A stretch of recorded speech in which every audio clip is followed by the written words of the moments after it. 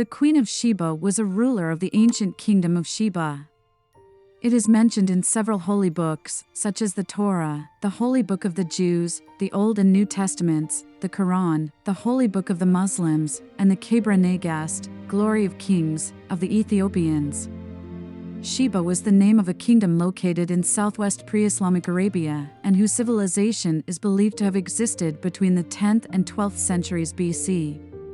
The kingdom was founded by the Sabaeans, a Semitic people who, coming from the north, invaded the region and imposed their culture on the Aborigine population. It was a kingdom rich in gold and precious stones as well as incense and spices. It was an important trade center as it was on the route between India and the West. Welcome to the Myths and Curiosities channel. Leave your like, subscribe to the channel, and activate the bell so you don't miss any notifications. According to the Bible, King Solomon of Israel, who decided to build a huge temple, sent messengers to various foreign countries, including Ethiopia. Upon arriving in this country populated by blacks, King Solomon was impressed by the beauty of black women, hitherto unknown to him. He met Tamrin, one of Queen Makeda's subjects and merchant, with whom he decided to trade. He brought Tamrin to Israel, and the latter was impressed with King Solomon and his young nation. He was marked by the wisdom and compassion that Solomon had for his people, and on his return, he had not failed to recount his journey to Queen Makeda. The sovereign was overcome with a desire to visit King Solomon and his country. She wanted to see everything Tamrin had said with her own eyes. Solomon was warned in advance of the queen's arrival, and even before his arrival, he had requested that a special apartment be built in the country. As she had promised herself, the queen came to visit Solomon loaded with gifts, gold, precious stones, spices, etc. The king and his people were dazzled by this tall black woman with fine features and majesty, so much so that Solomon, in love with of the wildest desires for Makeda, he wanted to fulfill all her desires. When she arrived, Makeda was offered the best food and the nicest clothes, which she didn't mind as she used to change several times a day. King Solomon, finally intoxicated with love for the Ethiopian queen, even installed a throne next to hers. And although Solomon had a harem of over 700 wives and concubines, he only had eyes for this young black virgin. Solomon imagined having a child with Makeda, a child to ensure his majestic African lineage.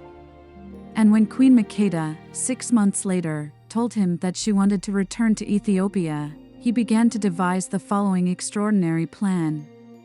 Solomon first arranged a sumptuous farewell dinner for the sovereign, a reception during which he offered her meals and drinks from sleeping potions.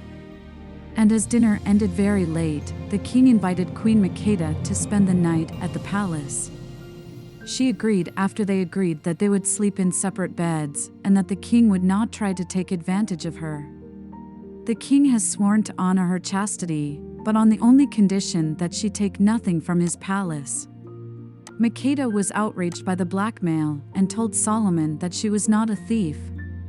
Even so, she promised not to take anything. Soon after the separation, the queen was thirsty. She found a bottle of water in the vast hall of the palace and began to drink. Solomon surprised her and said, "You have broken your oath that you would not take anything from my palace." Makeda protested, because according to her, the promise did not encompass something as natural and unstoppable as water.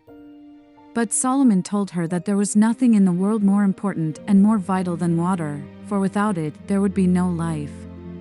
Makeda reluctantly admitted that the king was right and apologized to him. Released from his promise, Solomon let her quench his thirst and did the same by spending the night with her and immediately taking her as his wife. The next day, before leaving Israel, the king placed a ring on her hand. And she said to him, "If you have a son, give him this and send him to me." After returning to Sheba, Queen Makeda realized that she was indeed pregnant. She had a son, whom she called Son of the Sage, and raised him as prince, the sole heir to the throne. As an adult, the young man wanted to visit his father, and the queen prepared his trip, this time led by Tamrin. She sent a message to Solomon to anoint his son as king of Ethiopia. Only men descended from her son shall rule over Sheba. Solomon and the Jews rejoiced at the young prince's arrival in Israel. The king anointed him as the queen had asked. The king renamed his son Menelik, which meant how handsome he is. Although Solomon had many wives, only one had a son, Rehoboam, a 7-year-old boy. So the king begged Menelik to stay, but the young prince would not. So Solomon called his chiefs and nobles to tell them that he was sending his eldest son back to Ethiopia, whom he wanted them to accompany him to become his advisors and rulers, which they accepted. Menelik asked his father for a relic of the Ark of the Covenant and took it with him to Sheba. Menelik returned to Sheba and, according to tradition, he reigned in wisdom. His famous lineage continued into the 20th century and is still found today through the Ethiopian acronym Conquest of the Lion of Judah, a direct descendant of King Solomon and the Queen of Sheba. According to the Kebra Nagast, on his way home, Menelik took with him the Ark of the Covenant, which is kept to this day. According to legend, it is found in Aksum, a city in northern Ethiopia.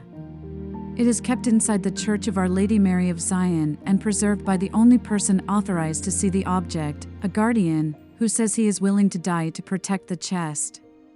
Tell me in the comments what you think. And if you haven't subscribed yet, enjoy it now, subscribe to the channel and leave your like. See you in the next video.